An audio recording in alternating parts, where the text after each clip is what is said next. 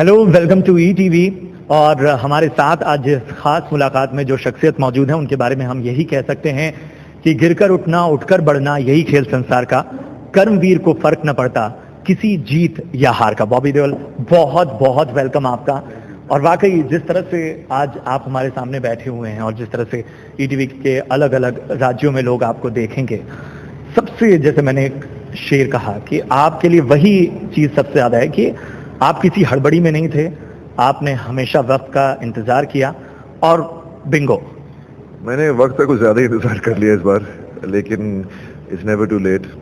और एक टाइम लगता है हर इंसान को रियलाइज़ करने का कि मेरे साथ हो क्या रहा है, मेरा करियर किस तरफ चल रहा है और क्यों नहीं चल रहा और क्या रीजंस हैं।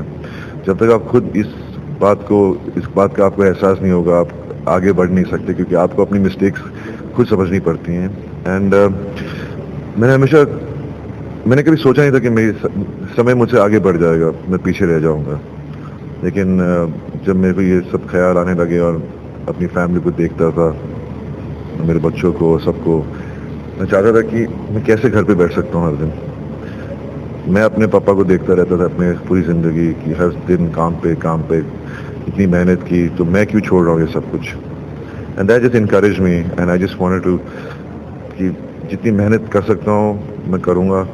एक अंदर से एक नई आग जलने लगी, एक स्ट्रेंथ मुझे मिली और मैं अपने आप को प्रिपेयर करने लग गया। क्योंकि क्या है कि काम कभी भी आपकी तरफ आ सकता है, लेकिन आप अगर प्रिपेयर नहीं है तो आपको लोग देखकर रिजेक्ट कर देंगे।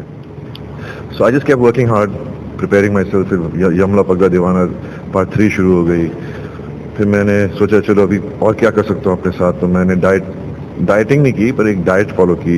मेरे एक दोस्त है जयदीप, उनके साथ एकदम से फ़ोन आया सलमान का, मामू शेयर उतारेगा। तो मैंने बोला मामू मैं कुछ भी करूँगा।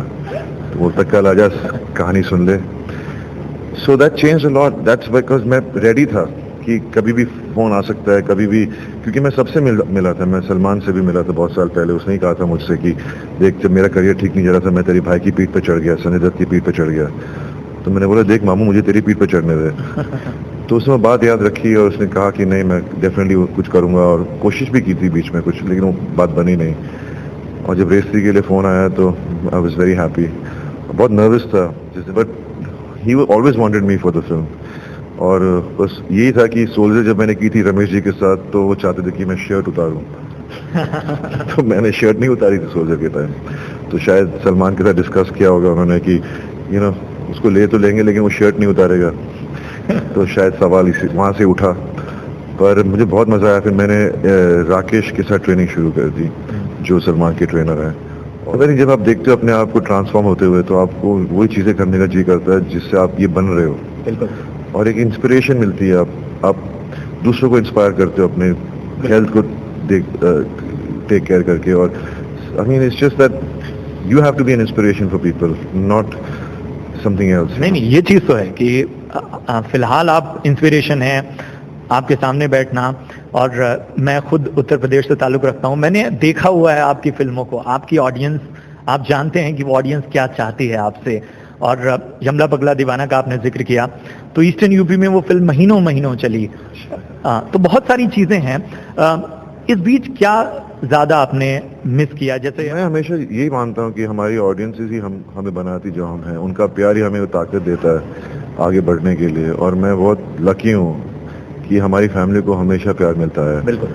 पापा से लेकर आज तक बातें करके बहुत खुशी हो रही है। जिस तरह से हम देख रहे हैं, हमेशा से आप हो, चाहे सनी हो, चाहे धर्मपा जी हो, सभी अपनी बात कहने तभी आते हैं जब बहुत जरूरी होता है।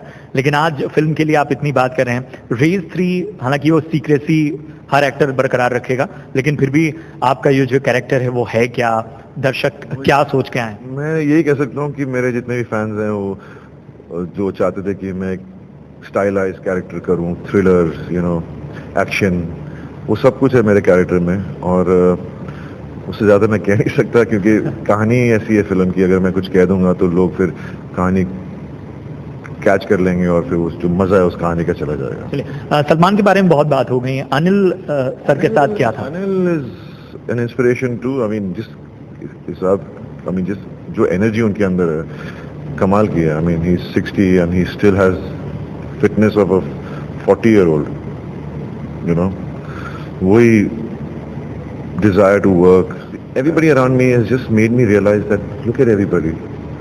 सब कितनी मेहनत करते हैं, तूने क्यों छोड़ दी थी बीच में? You know, look at Anil, he's a 60 and he's still working so hard. So they all, I mean, it's amazing. He's done a great job in the film and he's looked really cool in the film. And it was great fun working with him.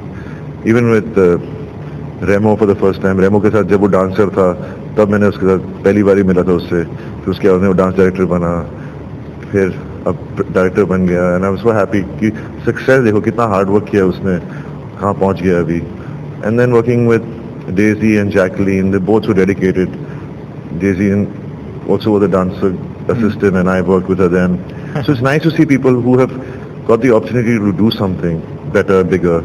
And then Jacqueline, I mean, वो तो very out focused, कहाँ से आई है और India में अभी अपना नाम बना रही है. And then साकिब, जिसे मैं प्यार से मुन्ना बुलाता हूँ.